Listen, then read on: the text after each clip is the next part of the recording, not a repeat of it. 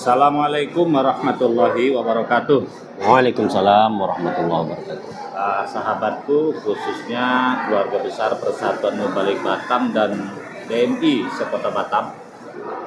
Alhamdulillah saya pada sore ini sebagai penyuluh bisa bertemu dengan salah satu tokoh Batam. Selain tokoh masjid, beliau ini juga ternyata tokoh Melayu. Namanya Mas Anas Rudin. Kita sapa dulu. Assalamualaikum Ustaz. Waalaikumsalam warahmatullahi wabarakatuh. Sekarang apa kegiatan hari-hari? Hari-hari seperti tugas kewajiban, ya dakwah. Dakwah karena itu menjadi tugas kewajiban yang teragenda rutin. Agenda rutin. Ya, jadi ya kalau sebagai mubalik karena itu sudah menjiwai ya keliling masjid, mengisi pengajian ibu-ibu, majlis taklim, ya tergantung mana undangan. Dari sekian banyak pimpinan ormas, saya kan ditugaskan oleh Kepala Kantor Kementerian Agama itu kan memantau ormas-ormas. Ya. Salah satu ormas besar itu kan Dewan Masjid Indonesia Kota Batam. Nah saya lihat dari sekian banyak ormas besar itu ada 17. Rata-rata orang dari luar Batam yang jadi ketua. Jadi ketua. Nah, ini Mas Anas ini kabarnya betul apa tidak asli Kota Batam? Oh asli, insya Allah. Mana tuh lahirnya? Lahirnya di Pulau Bulu, Pulau Bulu, Kecamatan Dulang. Kecamatan Bulang, 5 menit menyeberang dari Pelabuhan Sebulu. Berarti ibu Melayu atau bapak? Sama? Kalau keturunan ibu Melayu. Ibu Melayu, Bapak pun Melayu. Ibu Melayu, bapak Melayu. Bapak Melayu. Melayu kalau sebenarnya silsilah gini. Kalau nenek sebelah ayah ada keturunan Cina. Orang Cina. Buka Cina. Iya. Ayah sebelah ayah, kakek sebelah ayah itu keturunan Bentan. Bentan. Keturunan Bentan tuh kan tak boleh jejak kota Johor. Oh, nah, Bentan dengan Bintan beda nggak? Beda. Kalau Bentan, nah saya baru dengar tuh Bentan di mana? Ya Bentan tuh berdarah Bentan tuh di ini. Bintan tuh kan nama ya. Nama. Kalau Bentan tuh keturunan Bentan, di dulu namanya Bentan gitu, bukan Bintan. Dan itu tak boleh menjejaki kota Johor lama itu kan. Oh, berarti bisa dikatakan Melayu dengan Melayu. Ya. Cuman dari nenek ada yang Cina. Bisa tidak ngomong Cina sekarang? Tak bisa. Tapi kalau berjalan orang selalu kalau pakai masker dipanggil sekoko kan. Iya. Almarhum bapak saya yang betul-betul pas macam orang Cina. Karena umumnya Melayu ini kan ya maaf kulitnya agak coklat. Kita ini betul-betul mirip Cina. Tapi nenek sebelah mak saya orang Pulau Bulu.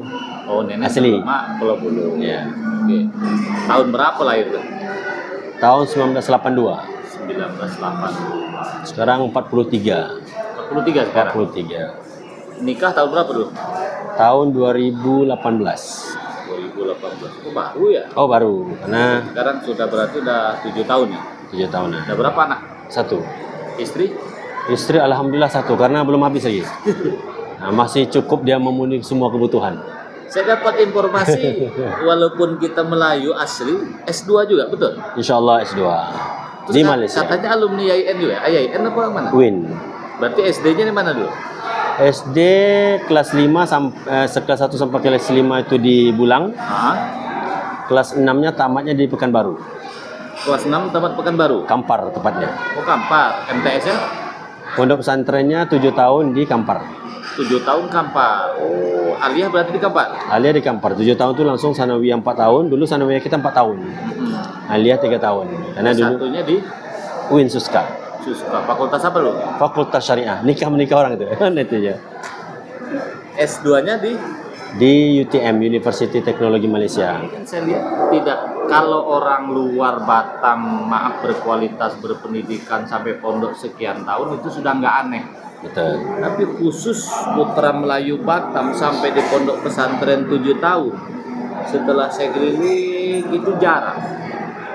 Apa tak jadi kiai besar aja dirikan pondok pesantren? Nah itulah mungkin masih dalam perjalanan. Niat hati ingin membangun sebuah lembaga. Tapi tentu karena dulu di Batam ini kan tak banyak ya pondok pesantren. Maksud kita gini, kalau orang luar sudah biasa. Ini maksudnya putra daerah itu kan agak jarang. Oke, sekarang kan menjadi Ketua Umum Dewan Masjid Indonesia Kota Batam. Ya. Oke. sebentar lagi ada yang namanya organisasi Persatuan Mubalik Batam. Dari awal berdiri selalu bermitra, karena PMB yang menyusun jadwal khutbah, ya, nanti ditempatkan masjid-masjid, dan DMI yang menempatkan rumahnya. Betul. Kalau dulu menyusun jadwal itu bersama diputuskan DMI dengan PMB. Oke, sekarang pandangan Ustadz dulu lah terhadap perjalanan PMB Kota Batam bagaimana? Ya, saya dulu sebenarnya anggota PMB sejak lama dulu. Oh ya, karena Ustadz anaknya anggota PMB juga ya? Ya, dulu di pulau. Di pulau? Dulu di pulau. Jadi dulu berdakwah saya cuma satu masjid aja, karena di pulau kan. Kecamatan Mulang. Perjalanan saya S2 ke Malaysia putus. Karena dulu kan ada apa namanya, kalau tes ya untuk kembali anggota PMB. Nah, akhirnya saya nggak ikut lagi PMB dan saya baru masuk kembali di PMB sekarang di Sungai Beduk. Jadi tinggal di Sagulung, PMB-nya Sungai Beduk. Kenapa saya mau pindah ya, ingin perjalanan jauh saja. Nah, tapi perjalanan PMB ini saya lihat alhamdulillah ya berjalan bagus, satu organisasi yang solid dan kekompakannya luar biasa, sehingga masjid-masjid juga banyak membutuhkan, terutama mungkin di pulau-pulau ya. Walaupun berjalannya tidak seperti di kota, tapi juga banyak beberapa masukan-masukan bagaimana peningkatan. Namanya mubalik ini kan penyampai. Menyampai itu harus menguasai retorika bahasa, komunikasi, dan mengikuti perkembangan zaman. Iya. Nah, jadi saya lihat makin hari ke depan PMB masih bagus karena iya bagus. Karena ustaz-ustaznya pun juga semakin hari semakin meningkatkan kualitasnya. Oke, terus begini. Kalau dulu PMB apapun masalah karena dua orang yang mengatasi. Di luar pemerintahan ada Bapak Kiai Haji Didi Suryadi. Meskipun banyak yang mendirikan, dia ini seolah-olah disepakati oleh anggota punya hak veto. Kita tahu lah Pak Didi ya. Yeah. Nah, juga ada kepala daerah namanya Bapak Haji Muhammad Rudi. Walaupun beliau bukan pendiri PMB, dengan kapasitas beliau sebagai wali kota, sepertinya juga punya hak veto. Jadi ketika dua orang memiliki hak veto ini bersatu, selesai barang. Betul. Sekarang Pak Didi Suryadi sudah meninggal, kepemimpinan sudah berganti. Sepertinya wali kota Batam yang sekarang cenderung ingin melepas, terserah siapa yang terbaik, kami tak ikut campur. Itu yang kami dengar dan beliau juga sering menyampaikan di mana-mana. Nampaknya Mobes ini dinamis, tak bisa digiring-giring lagi. Gitu ya? Betul. Walaupun mau digiring tidak digiring itu sama-sama boleh. Sama-sama. Demokrasi ya. Nah, ada 3 kandidat yang kuat, tapi tak perlu kita sebut namanya. Menurut Ustadz Anas, apa saran-saran agar PMB dalam Mobes tadi tetap kondusif? Karena pernah ada kejadian yang dulu ketika terpilihnya Haji Julkan Umar di Hotel Melia Panorama, kan sempat kisruh. Malu kita. Nah, untuk Mobes kali ini menurut Ustadz gimana biar dingin? Ya, saya pun juga sebagai pengurus, saya juga pengurus di PMB kota. Nah, saya mendengar juga banyak kandidat yang akan maju. Satu sisi ini hal positif. Karena pasti setiap kandidat yang ingin maju, maka prioritasnya bagaimana pengembangan umat, dakwah ini tentu punya program jitu-jitu untuk kepentingan dakwah. Jadi malah kalau cuma satu, saya rasa kurang. Jadi tapi dengan ada 3, 4, 5 itu bagus, menunjukkan kompetisi semakin kuat. Sehingga orang setiap kandidat akan menunjukkan integritas dan kualitasnya memimpin ke depan di era hari ini. Di era hari ini kan tentu berbeda dengan di era-era sebelumnya. Kemajuan, kecanggihan, teknologi, berbagai media.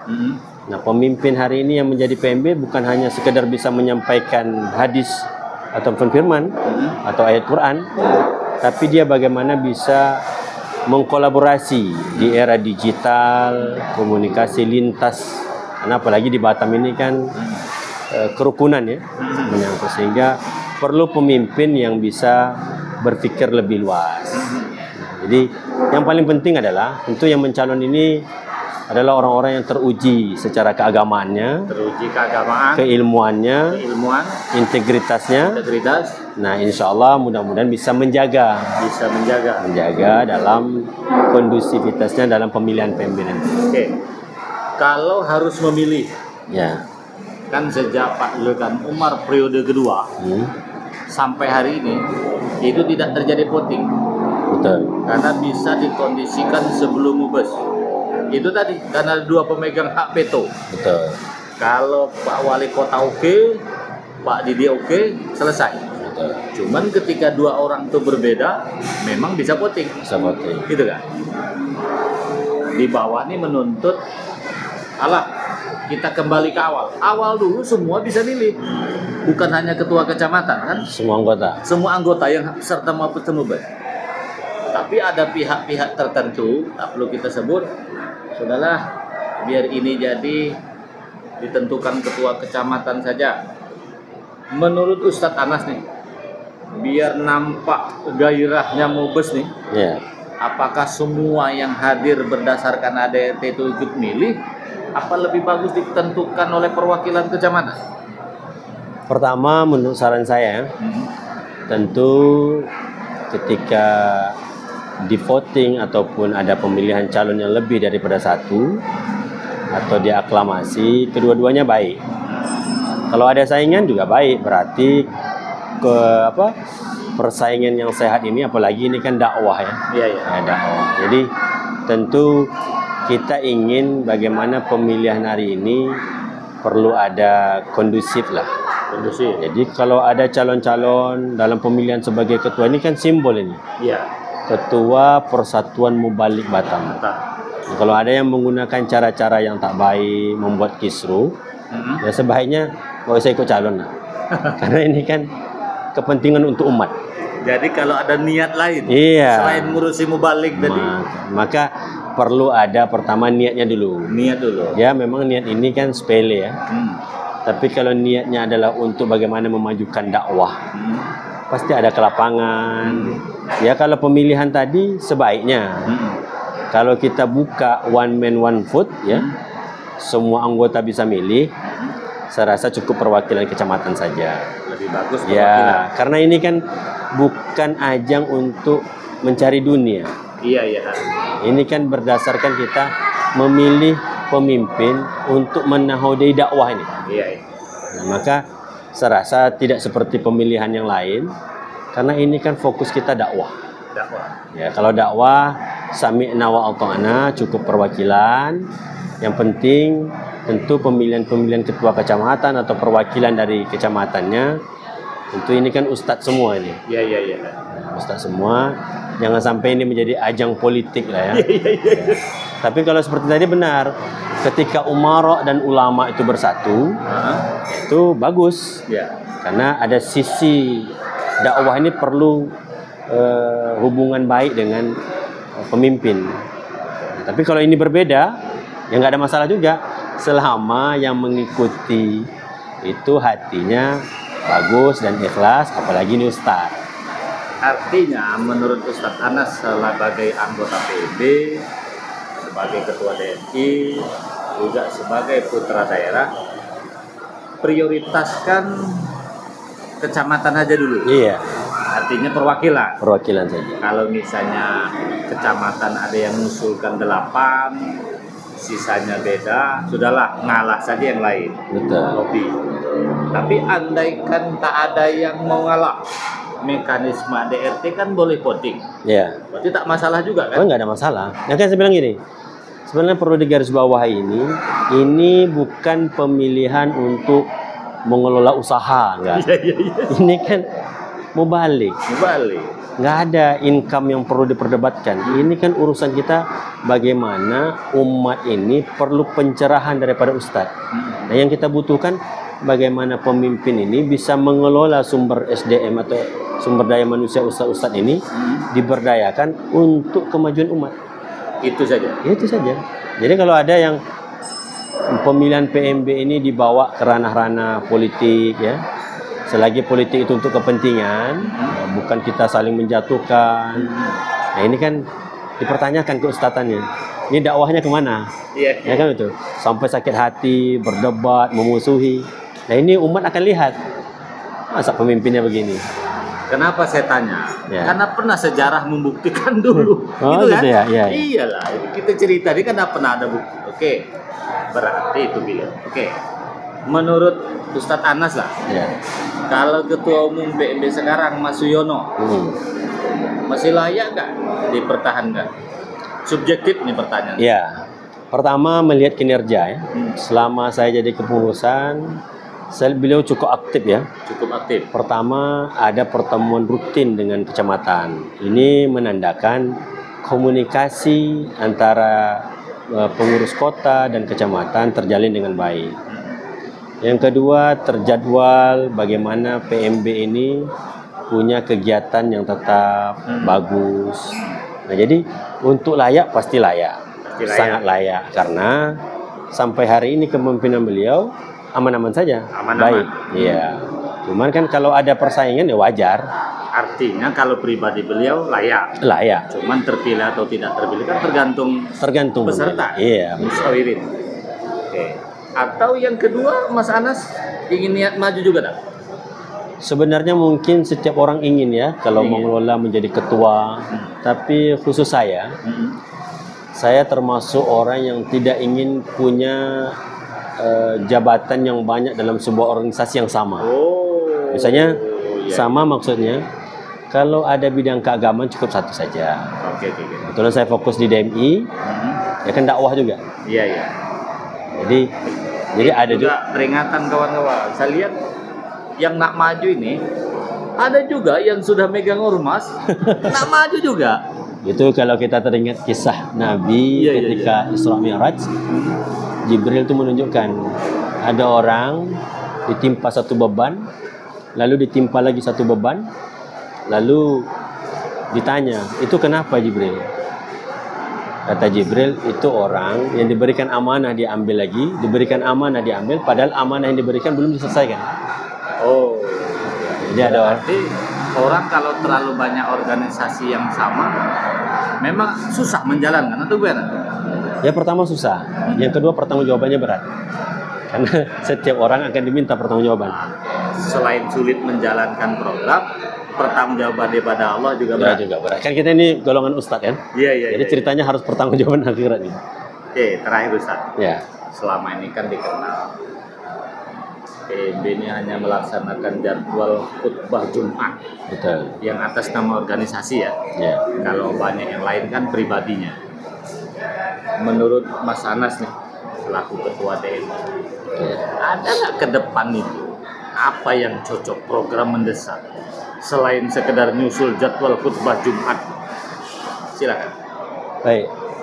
Yang ke depan masukan saya untuk PMB, pertama diadakan peningkatan kualitas terhadap kualitas karena beberapa hal yang kurang pengaduan ya. Selama saya juga menjabat sebagai ketua DMI ini, pengurus-pengurus masjidnya juga ada yang curhat. Curhatnya bahwa ada sebahagian tata cara dakwahnya kadang-kadang ada yang berbeda ya. Mungkin kualitasnya. Kualitas para da'inya dalam hal penyampaian mungkin kurang menarik. Jadi bukan hanya sekedar kita berdiri di mimbar, tapi kualitas komunikasi dakwahnya, bahannya, dan ini perlu ada peningkatan SDM. Saya rasa program ke depan siapapun yang terpilih, ini seleksi untuk para da'i-da'i, karena level kita di Batam ini sudah menjadi perhatian. Karena jadi, banyak orang pintar-pintar. Banyak orang pintar, karena kita yang dari luar juga banyak, mungkin dia tidak tergabung di PMB. Tapi karena PMB ini punya nama besar. Karena punya nama besar, punya tanggung jawab besar, dan harus punya kualitas di atas rata-rata. Apalagi pengurus-pengurus masjid kita, jamaah-jamaah kita ini adalah bukan orang-orang yang awam. Nah, mereka juga punya penilaian. Nah, saya rasa kita hanya tak sekedar khutbah, apalagi kadang-kadang juga mengisi di berbagai acara yang lain. Nah ini kan membawa nama yang melekat. Oh itu Ustaz dari PMB. Nah, jadi walaupun tak sekedar hanya menyusun jadwal khutbah, peningkatan ada program untuk menseleksi kembali para dai-dai kita. Bukan tujuannya kita ingin mungkin menghalangi orang dalam segi ini ya, pembinaan. Jadi kita adakan pembinaan dan itu harus fokus karena ini penting buat PMB ke depan. Oke, berarti saran Ketua DMI ini selain menyusun jadwal, Mubalik ini perlu dievaluasi Ya. agar kualitasnya baik, perlu diadakan pembinaan rutin. Menurut beliau tadi, kualitas baik itu tentang cara penyampaian, Ya. materinya, dan lain segala macam. Artinya, PMB memang bukan hanya menyusun jadwal, tapi sekaligus membina anggota. Menurut beliau tadi juga, ketika kita menerima mubalik sebagai anggota PMB, perlu juga diseleksi. Betul. Mungkin yang sudah bagus sesuai kriteria langsung dibuatkan jadwal. Tapi mungkin yang masih belum, itulah kita adakan pembinaan. Itulah tugas kita. Sekira itu, Ustaz Anas. Ya. Mudah-mudahan kalau periode sekarang tak mungkin maju, ya untuk 2030. Insyaallah. Ustaz Anas harus tampil memimpin PMB ke depan. Insyaallah. Karena jangan sampai orang dari luar terus. Karena agak susah mencari putra daerah. Saya ulangi Ustaz ya. Ya. Agak susah mencari orang putra daerah Melayu lagi. Di Kepri ini banyak orang Melayu hebat, tapi umumnya kan bukan Melayu tempatan, tapi dari Riau situ kan. Ya, saya juga kalau sering ceramah itu sering saya tonjolkan. Saya orang Melayu, orang pulau. Dan orang hampir semuanya kadang kaget. Oh, ada ya anak Melayu pendakwah. Nah, alhamdulillah itu dia. Jadi memotivasi anak-anak pulau yang lain.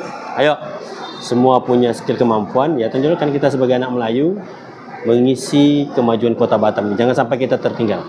Karena ketika ada orang nanya mah, yang kuat dari Jawa, Lombok, Medan, Padang.